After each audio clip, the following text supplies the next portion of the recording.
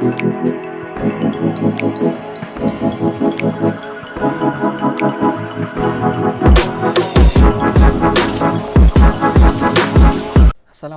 warahmatullahi wabarakatuh. Halo para pejuang matematika, berjumpa lagi dengan saya Dani, dan hari ini kita akan belajar tentang logika matematika.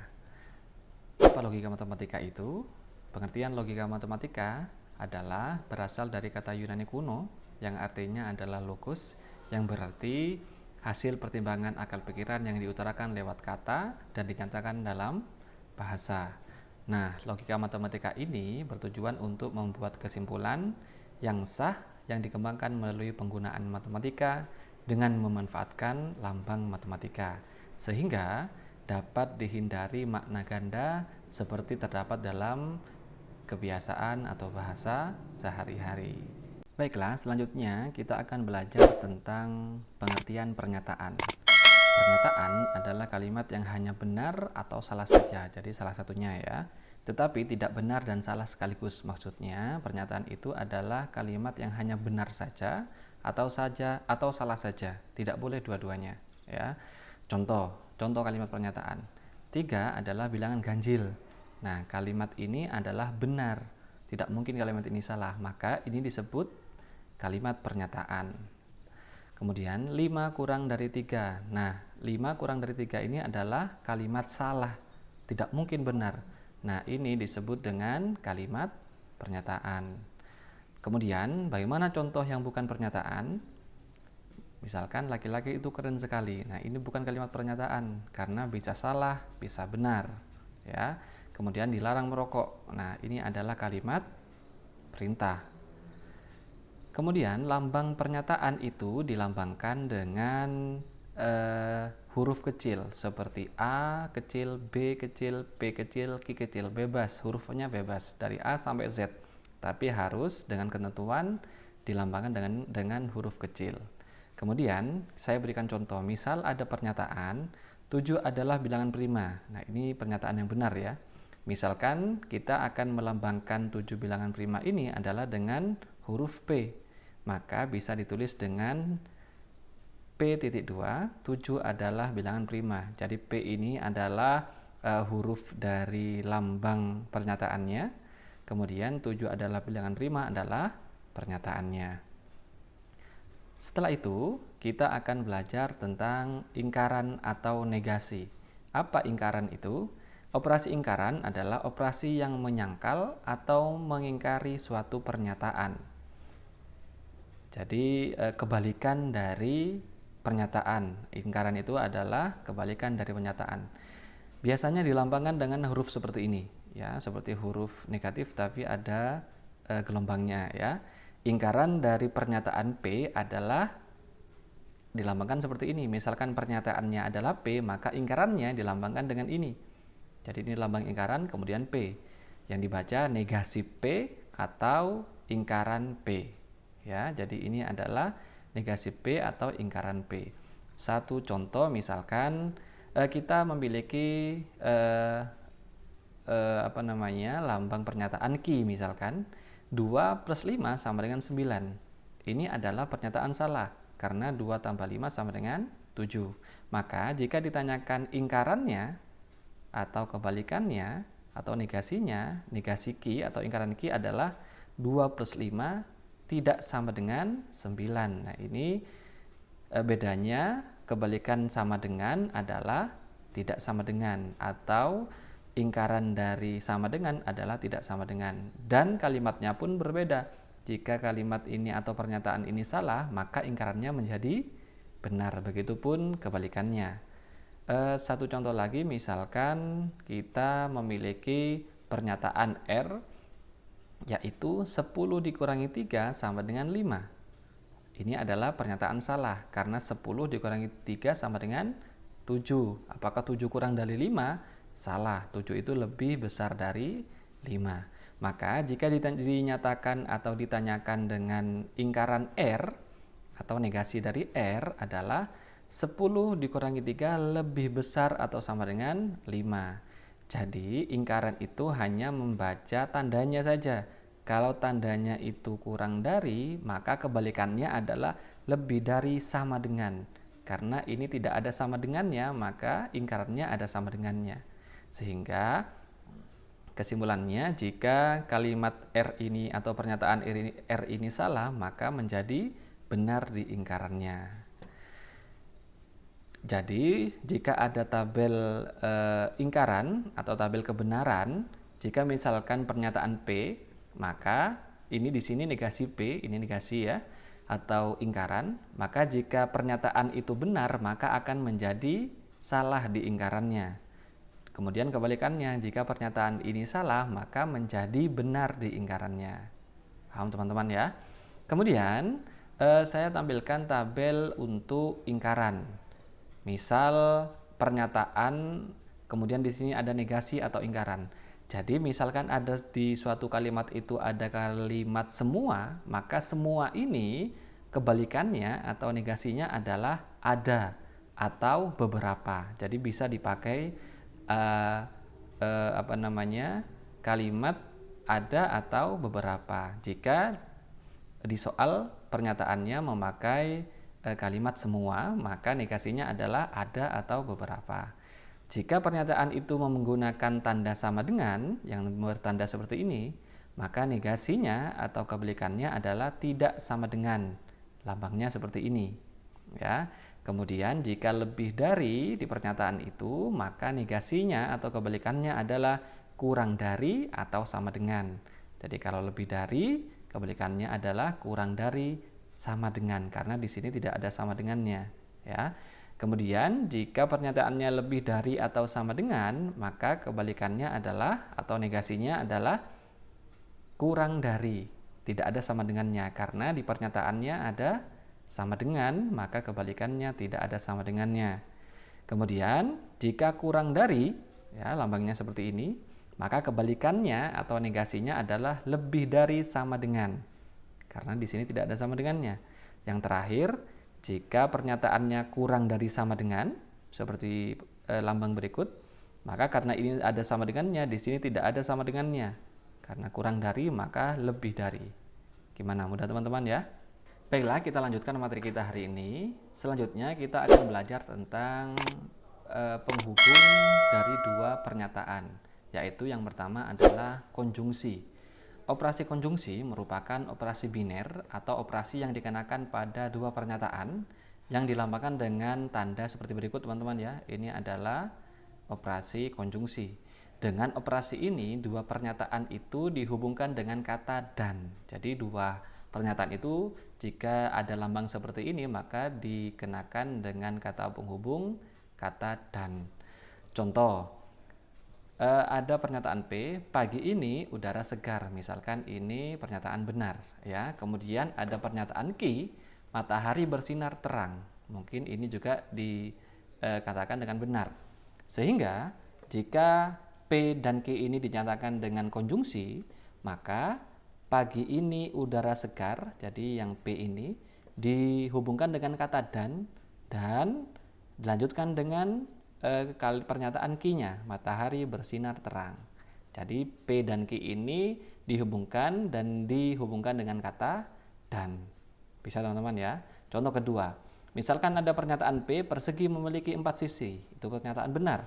Kemudian pernyataan Q, 2 ditambah 3 sama dengan 6. Ini pernyataan salah. Maka jika pernyataan ini menggunakan operasi konjungsi atau P konjungsi Q, maka persegi memiliki 4 sisi, ini yang P, dan 2 plus 3 sama dengan 6. Ini pernyataan salah karena ada 2 tambah 3 sama dengan 6, ini salah. Bisa teman-teman ya, jadi dua pernyataan ini hanya dihubungkan dengan kata dan. Kemudian di konjungsi ada tabel kebenarannya. Bagaimana maksudnya? Jika ini P, ini Q, ada dua pernyataan P dan Q, kemudian dihubungkan dengan operasi konjungsi, P konjungsi Q. Jika P-nya itu benar, kemudian Q-nya benar, maka hasilnya benar. Kemudian jika P-nya benar dan Q-nya salah, maka hasilnya salah. Kemudian jika P-nya salah dan Q-nya benar, maka hasilnya juga salah. Dan terakhir, jika P-nya salah dan Q-nya salah, maka hasilnya juga salah. Contoh soal seperti berikut. Tentukan nilai kebenaran dari 9 adalah bilangan asli dan, nah ini berarti pakai konjungsi ya, 9 habis dibagi 3. Nah, dari kalimat ini mana P dan mana Q-nya? Nah, kita jabarkan dulu ya. Yang depan itu pasti P-nya, yang belakang adalah Q-nya. Sehingga ini bisa kita tulis P-nya adalah yang depan, 9 adalah bilangan asli. Apakah benar? Benar, 9 adalah bilangan asli. Apa saja bilangan asli itu? Mulai dari 1. 1, 2, 3, 4, 5, 6, 7, 8, 9. Ya, jadi benar. Kemudian Q-nya yang belakang, 9 habis dibagi 3. 9 apakah habis dibagi 3? Benar, karena 3 adalah pemfaktoran dari 9. Benar ya. Sehingga untuk menyimpulkan soal seperti berikut, maka kita lihat P-nya benar, maka pakai ini. Kemudian Q-nya juga benar, maka pakai ini. Sehingga benar dan benar hasilnya adalah benar yang atas teman-teman ya. Sehingga 9 adalah bilangan asli dan 9 habis dibagi 3 adalah benar. Kemudian selanjutnya, kata penghubung yang kedua adalah disjungsi. Apa disjungsi ini? Disjungsi juga merupakan operasi biner yang dilambangkan dengan tanda seperti berikut. Kalau tadi tertutup yang konjungsi, yang ini terbuka ke atas. Operasi ini menggabungkan dua pernyataan menjadi satu dengan kata penghubung atau. Ya, jadi kalau konjungsi itu dan, kalau disjungsi adalah atau dengan tanda seperti berikut. Contoh, misalkan P atau pernyataan P adalah 10 kuadrat sama dengan 100. Ini benar. Kemudian Q-nya pernyataannya adalah 3 adalah bilangan ganjil. Ini juga benar karena 3 adalah bilangan ganjil. Maka jika dua kalimat ini dihubungkan menggunakan disjungsi, maka akan menjadi seperti berikut. 10 kuadrat sama dengan 100 atau, nah ini karena pakai disjungsi ya. Pakai disjungsi. Karena maka 10 kuadrat sama dengan 100 atau 3 adalah bilangan ganjil. Ini juga benar. Kemudian ada tabel kebenaran untuk disjungsi. Apa tabel kebenarannya? Perhatikan teman-teman ya. Jika P-nya adalah berikut, Q-nya adalah berikut. Maka jika benar atau benar, karena kalau disjungsi kan atau ya, maka benar atau benar hasilnya benar. Kemudian jika benar atau salah hasilnya juga benar. Dan terakhir, jika salah atau benar hasilnya masih benar. Dan jika salah atau salah hasilnya pasti salah. Ya, karena tidak ada pilihan. Maka misalkan ada contoh soal seperti berikut. Tentukan nilai kebenaran dari 3 plus 6 sama dengan 9 atau 9 adalah bilangan prima. P-nya yang mana teman-teman? Yang depan ya, 3 plus 6 sama dengan 9. Q-nya yang mana? Yang belakang. 9 adalah bilangan prima. Maka bisa kita tulis P-nya 3 plus 6 sama dengan 9. Apakah benar? Benar. 3 tambah 6 sama dengan 9. Kita tulis di sini benar. Kemudian Q-nya yang belakang. Q-nya adalah 9 adalah bilangan prima. 9 apakah ada bilangan prima? Salah. Karena 9 itu ada pemfaktoran 3. Jadi bukan prima, salah. Sehingga jika benar atau salah, karena penghubungnya atau ya, benar atau salah, maka memakai tabel yang kedua. Benar atau salah hasilnya benar. Sehingga 3 plus 6 sama dengan 9 atau 9 adalah bilangan prima adalah benar. Mudah ya? Baiklah, kita lanjutkan materi kita hari ini. Materi terakhir tetap di kalimat penghubung dua pernyataan, yaitu implikasi. Apa implikasi ini? Implikasi adalah kondisional, adalah operasi penggabung dua pernyataan yang menggunakan kata penghubung jika titik-titik maka titik-titik. Jadi pernyataan atau dua pernyataannya ada di depan sini dan di belakang sini teman-teman ya. Tapi di depannya pernyataan pertama ada jika, kemudian diberikan penghubung maka, dan terakhir ada pernyataan terakhir yang dilambangkan dengan tanda seperti berikut teman-teman ya. Ini adalah tanda dari implikasi. Contoh misalkan ada pernyataan P2 adalah bilangan genap. Ini pernyataan benar ya. Kemudian Ki memiliki pernyataan 2 plus 3 adalah 5. Ini juga benar. Maka jika dioperasikan dengan kata penghubung implikasi, jika maka dua pernyataan ini menjadi jika. 2 adalah bilangan genap dari sini, dari ki-nya ya. Jika 2 adalah bilangan genap, kemudian maka, ini kata penghubung yang di tengah, 2 plus 3 adalah 5. Ini adalah pernyataan ki-nya. Jadi ada jika di depan dan maka di tengah. Dan di depan adalah pernyataan P dan di belakang adalah pernyataan Q. Jika 2 adalah bilangan genap, maka 2 plus 3 adalah 5. Ini juga benar. Kemudian akan saya tampilkan tabel kebenaran untuk implikasi. Tabel kebenarannya adalah seperti berikut.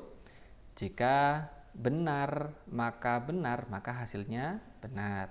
Jika benar maka salah, hasilnya adalah salah. Jika salah maka benar, hasilnya benar. Dan jika salah maka salah, hasilnya juga benar.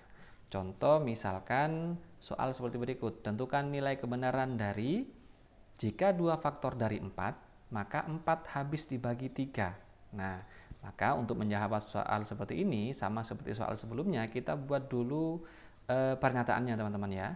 Yang depan adalah 2 faktor dari 4, ini adalah pernyataan P. P adalah 2 faktor dari 4. 2 faktor dari 4 apakah benar? Benar. 2 adalah faktor dari 4 ya. Kemudian yang belakang adalah pernyataan Q-nya. Q-nya adalah 4 habis dibagi 3. Apakah 4 habis dibagi 3? Salah. Maka kita lihat tabel kebenarannya. Jika benar, maka salah. Maka yang mana? Ini ya. Jika benar, maka salah. Maka hasilnya adalah, atau kesimpulannya adalah salah. Sehingga, jika 2 faktor dari 4, maka 4 habis dibagi 3, ini adalah memiliki kesimpulan salah. Kemudian, yang terakhir, materi kita adalah biimplikasi. Ini paling terakhir teman-teman ya. Apa biimplikasi itu? Biimplikasi atau bikondisional adalah pernyataan majemuk yang menggunakan kata penghubung titik-titik, jika dan hanya jika titik-titik.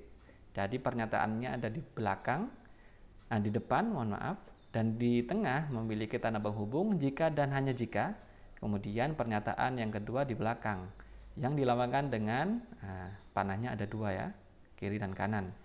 Contoh soal adalah misalkan pernyataan P memiliki kalimat semua bilangan prima adalah ganjil. Ini adalah salah karena ada huruf 2 yang prima tapi bukan ganjil.